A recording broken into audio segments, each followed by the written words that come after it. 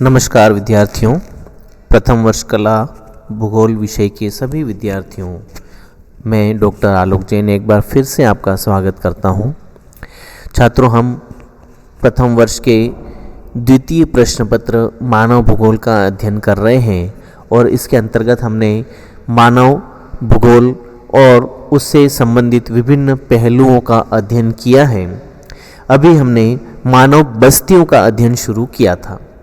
पिछले टॉपिक में मैंने आपको मानव बस्तियों के बारे में बताया था।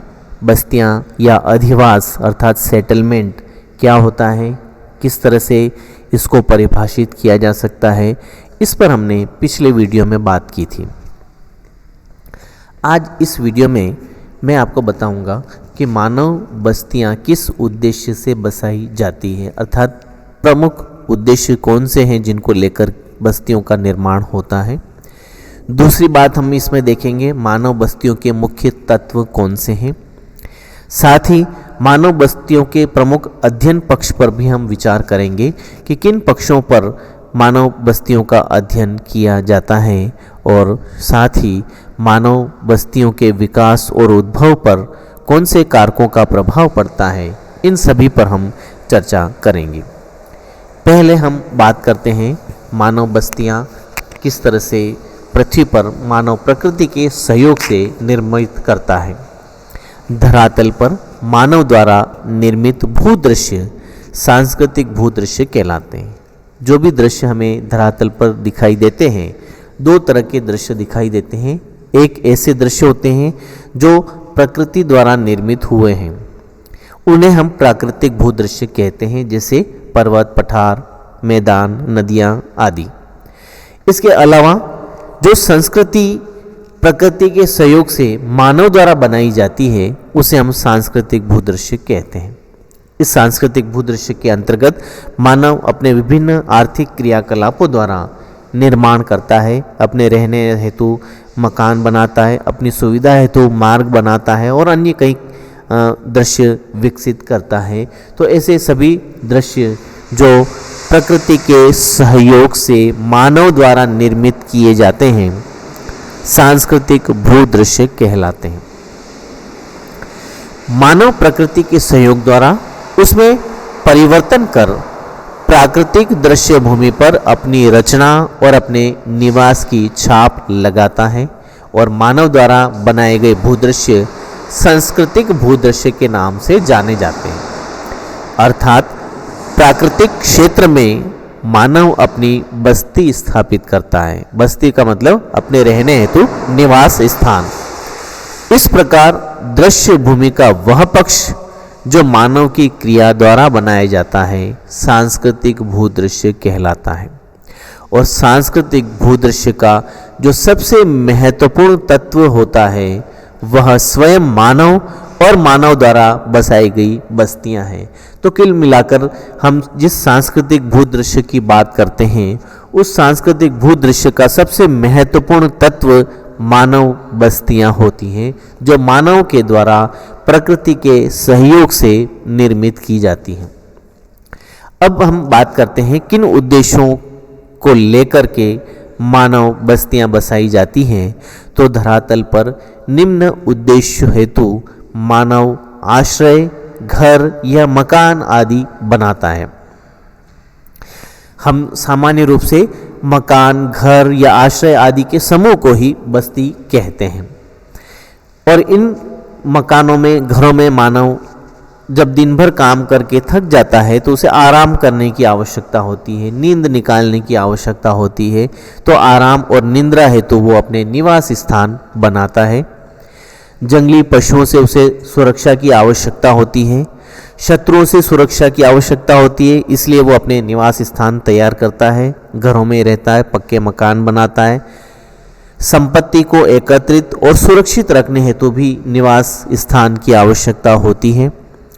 विभिन्न आर्थिक व्यवसाय जैसे कृषि, उद्योग, व्यापार मानव पृथ्वी पर करता है और उसके लिए उसे विभिन्न भंडारण क्षेत्र की, गोदाम की और अन्य भवनों की आवश्यकता होती है, जो बस्ती के द्वारा पूर्ण की जाती है।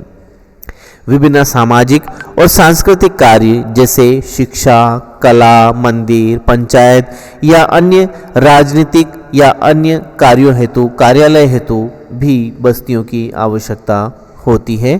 तो इस तरह से इन उद्देश्यों को पूरा करने के लिए मानव बस्ती का निर्माण करता है। इन सभी में जो सबसे बड़ा उद्देश्य है वो है निवास या आश्रय। विभिन्न प्रदेशों में वातावरण के अनुसार मानव बस्तियां बसाई जाती हैं। बस्तियों की स्थिति पर भौतिक, आर्थिक और सांस्कृतिक कार्यों का प्रभाव पड़ता है। मानव बस्तियों के अध्ययन के प्रमुख पक्ष, अभी हमने बात की थी बस्तियों के उद्देश्य की, और इन उद्देश्यों के सार रूप में हम देख सकते हैं, सारांश रूप में हम देख सकते हैं, सबसे बड़ा उद्देश्य मानव निवास या आश्रय होता है। अध्ययन के मुख्य पक्ष, किन पक्षों को लेकर मानव बस्तियों का अध्ययन किया जाता है? तो इसके मुख्य पक्ष हैं बस्तियां एवं उसके विभिन्न प्रकार, बस्तियों के अंतर्गत किस प्रकार के घर हैं, उन घरों का निर्माण सामग्री किस तरह की है, बस्तियों की स्थिति, उनका आकार, उनका प्रतिरूप, इन पर भी अध्ययन किया जाता है। बस्ती किस कारण से बसाई गई है, उसका मुख्य कारण, और बस्तियों के प्रमुख कार्य, अर्थात कुछ बस्तियां कार्यात्मक वजह से बसाई जाती हैं तो उनके कार्य कौन कौन से हैं, बस्तियों के विकास किस तरह से हुए हैं, उनके विकास की कौन से चरण या अवस्थाएं हैं, और विश्व वितरण अर्थात विश्व में बस्तियां किस तरह से वितरित हैं। इन सभी पहलुओं पर, इन सभी पक्षों पर मानव बस्तियों का अध्ययन सम्मिलित है। और मानव बस्तियां और इसका केंद्र बिंदु मानव, और मानव भूगोल का केंद्र बिंदु, ये सभी तत्व सम्मिलित हैं। अब बस्तियों के तत्व कौन से हैं? बस्तियों के अध्ययन के पक्ष हमने देख लिए, बस्तियों के तत्व कौन से हैं? तो हम बस्तियों के तत्वों को दो भागों में बांटते हैं। एक भाग ऐसा होता है जो गतिशील होता है, जैसे मानव जो मकान, मार्ग और संस्कृति का निर्माण करता है, वह एक गतिशील तत्व है, क्योंकि मानव द्वारा ही बस्तियां निर्मित की जाती हैं। तो दूसरा जो स्थैतिक तत्व है वो है मकान और मार्ग। मानव स्वयं बस्तियों का एक प्रमुख तत्व होता है, लेकिन ये कैसा तत्व है? गतिशील है। और इसी मानव द्वारा जो संस्कृति बनाई जाती है वो स्थैतिक है, जिसमें मकान और मार्ग दो स्थैतिक तत्व प्रमुख हैं। ये मकान क्या करते हैं? मानव को आश्रय और सुरक्षा प्रदान करते हैं और विभिन्न उद्देश्यों को पूरा करने में सहायक होते हैं। तो ये थे विभिन्न पक्ष और बस्तियों के प्रमुख तत्व। अब हम बात करेंगे बस्तियों के उद्भव और विकास को प्रभावित करने वाले कारक। प्राचीन काल से लेकर वर्तमान तक अगर हम देखें तो किस तरह से बस्तियों का उद्भव हुआ है, किस तरह से ये विकसित हुई है, और इनके विकास में किन कारकों ने अपना महत्वपूर्ण योगदान दिया है, किन कारकों के प्रभाव से इनमें भिन्नताएं आई हैं। बस्तियों के आकार, रूप, स्थिरता आदि में स्थान विशेष के संदर्भ में भिन्नताएं पाई जाती हैं। इसको हम ऐसे भी कह सकते हैं कि विश्व के विभिन्न भागों में बस्तियों के प्रकार, स्वरूप, प्रतिरूप, वितरण आदि में भिन्नताएं होती हैं। अधिवासों या बस्तियों के निर्माण, विकास आदि पर धरातल या स्थल भाग, धरातलीय दशाएं या परिस्थितियां आदि कई कारक प्रभावित करते हैं। इनकी वजह से विश्व के अलग अलग भागों में बस्तियों के निर्माण और आकार आदि में भिन्नताएं पाई जाती हैं। तो ये जो भिन्नताएं हैं वो किन कारकों की वजह से होती हैं, इनमें प्रमुख कारक हम देख सकते हैं। इन्हें हम तीन भागों में बांटते हैं। पहला कारक है प्राकृतिक, जिसे हम भौतिक कारक कहते हैं। दूसरे मानव या संस्कृति से संबंधित कारक, और तीसरा सुरक्षा से संबंधित कारक। प्राकृतिक कारकों या भौतिक कारकों में धरातलीय स्थलाकृति, उच्चावच जैसे पर्वत, पठार, मैदान, उबड़ खाबड़ धरातल, या किसी क्षेत्र की जलवायु, जल की आपूर्ति, प्राकृतिक वनस्पतियाँ, सूर्य का प्रकाश, धरातल का ढाल, मरुस्थल, मैदान, ये सभी प्राकृतिक कारक हैं। संसाधन भी हम इसमें शामिल कर सकते हैं जो प्रकृति ने प्रदान किए हैं।